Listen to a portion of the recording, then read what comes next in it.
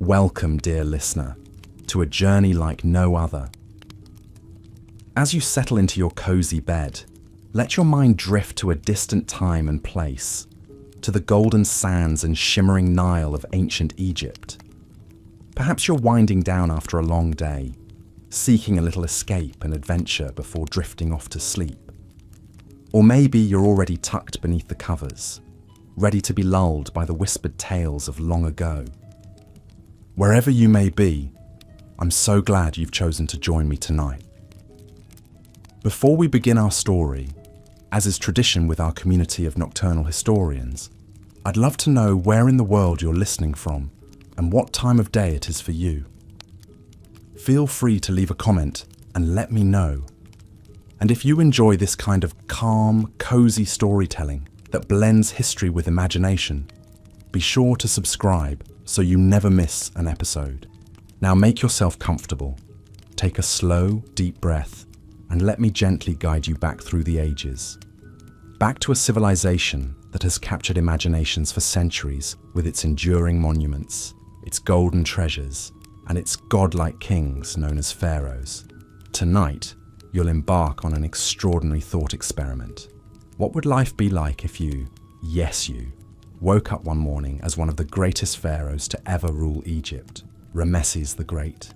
Picture yourself stirring from a deep, restful sleep, not in your ordinary, everyday surroundings, but in an opulent bedchamber fit for a king.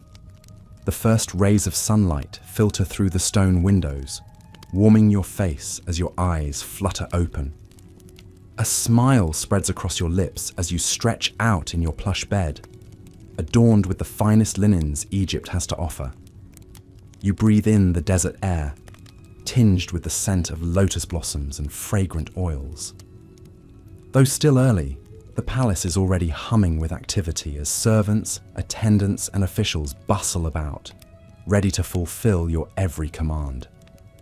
For now, though, you simply lie back and marvel at the extraordinary turn your life has taken. Here you are, Pharaoh Ramesses II, Lord of the Two Lands, ruler of Upper and Lower Egypt. The weight of an empire rests on your shoulders, and yet you feel only excitement for the day ahead. There will be time for the duties of statecraft soon enough, but first you will luxuriate in your new station and revel in the finery that comes with being the most powerful man in the known world. As if on cue, a trio of handmaidens enters your chamber, their faces beaming with reverence and affection. They bow low before you, murmuring salutations to their living god. "Good morning, Your Majesty," the boldest of them says. "We hope you slept well. It is time to prepare you for the day ahead." With that, they usher you from your bed, leading you to a washing area where scented water and plush towels await. You marvel at the gentle efficiency with which they bathe you, so different from your usual rushed morning shower. Once cleaned and refreshed, it's time to dress the part of the mighty pharaoh. The handmaidens retrieve your finely woven linen robes and shimmering golden collar from a carved chest, handling them as if they were sacred relics. You can't help but feel a swell of pride as they drape you in the flowing white fabric, so light and airy in the desert heat. Next comes the pièce de résistance, the iconic double crown that symbolizes your dominion over Upper and Lower Egypt. The red hedget crown of Lower Egypt nestles into the white deshret crown of Upper Egypt, creating the distinctive silhouette that will strike awe and fear into all who behold you.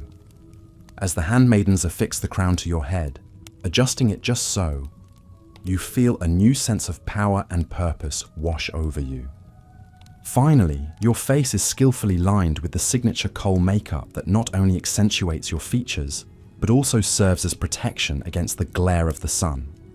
With your eyes artfully rimmed in black, you truly look the part of the mighty ruler you've become. You take a moment to admire your transformed reflection in a polished bronze mirror. Is that really you staring back? The majestic figure in the royal regalia, eyes blazing with otherworldly confidence. It's almost too much to believe. And yet, here you are, ready to embrace your new identity and all that comes with it. But how did you come to be in this exalted position? Your mind reels back to your origins, to the privileged upbringing that put you on the path to power. As the son of the great Pharaoh Seti I, you were born into a world of unspeakable wealth and opportunity. From your earliest days, you were groomed to one day take your place on the throne, your destiny preordained by the gods themselves. Looking back, it's clear that no expense was spared in preparing you for your glorious fate. You were given the finest education Egypt had to offer, learning at the feet of the most brilliant scribes and scholars. You pored over sacred scrolls, mastering the complex hieroglyphic script and the wisdom of the ages. You studied the principles of mathematics, architecture, and astronomy, knowing that one day you would be responsible for great works that would endure for eternity. But book learning was only one facet of your princely upbringing. As a future warrior king, you were also expected to excel in the arts of combat and physical prowess. You trained tirelessly with the best fighters in the land, honing your skills with bow, spear, and chariot. You learned to ride like the wind across the desert sands, striking fear into the hearts of your enemies. Through it all, you were keenly aware of the weight of expectation that rested on your young shoulders. To be Pharaoh was to be a living god, the earthly embodiment of the mighty sun god Ra. You would be responsible not just for the earthly realm, but for maintaining the delicate balance between the worlds of the living and the divine. It was a daunting prospect, but one you embraced with the fiery determination that would come to define your reign. As you came of age, your path to power crystallized before you. In a solemn ceremony, you were crowned as co-ruler alongside your aging father, Seti I. Side by side, you governed Egypt, the older pharaoh imparting his wisdom and experience to his eager protege. But you yearned to make your own mark, to steer Egypt to even greater heights of prosperity and glory. When at last your father passed into the afterlife, you ascended the throne in your own right.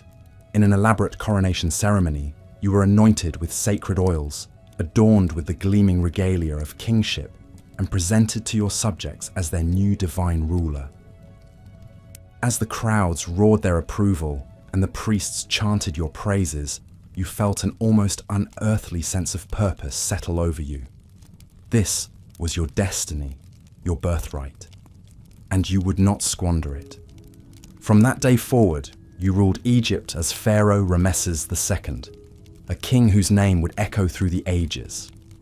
With your crowning, a new era dawned over the two lands, an age of unparalleled might, prosperity, and grandeur, and you, the living God, would be the author of it all.